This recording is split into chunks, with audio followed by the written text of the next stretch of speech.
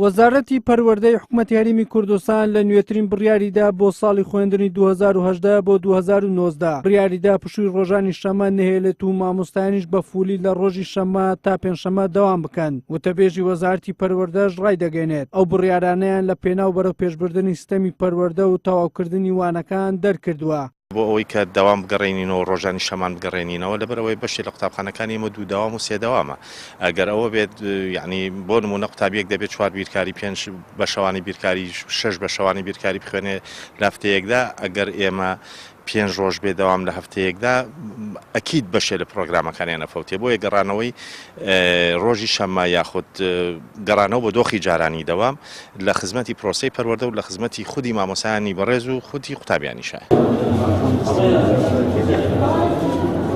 یەکێتی مامۆستایانی کوردستانیش دژایەتی خۆی بۆ بڕیارەکەی وەزارەتی پەروەردە دەردەبڕێت. ئەندامێکی ڕێکخراوەکەش دەڵێت بە جۆرێک بۆ بڕیارە ڕازی دەبن کە حکوومەت سیستەمی پاشەکەوتی موچە هەڵبوەشێنێتەوە. نیگەرانی پێما لە لای زۆربەی مامۆستایان دروست کردووە. ئێمە لە پار ساڵ وەکو یەکێتی مامۆستایان کە لە وەرزی دووەمەوە جەنابی وەزیر قسەیەکە بوو کە ئەم پشولا بداتن، بەڵام ئێمە زەختمان کرد و فشارمان لەسەر دروست کرد، گوتمان ناکرێ لەم قەیرانە زۆرێکی ئێستا مامۆستایان تێیدا دەژین ئەگەر ڕۆژانی شەممە دەوام بێنیەوە ئەبێ پاشەکەوتەکەی کە بۆ مامۆستایان دانرا ئەم ڕێژە زۆرە دەبێ هەڵبۆشێتەوە.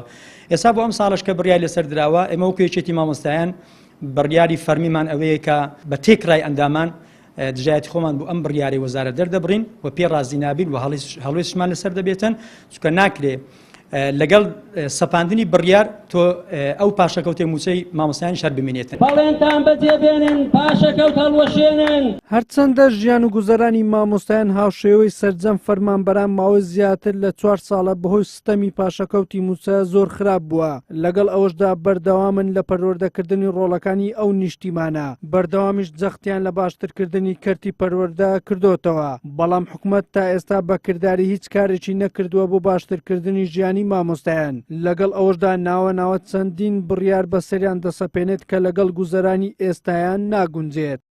وەلی سەلیم، کەناڵی ئاسمانی پێم، هەولێر.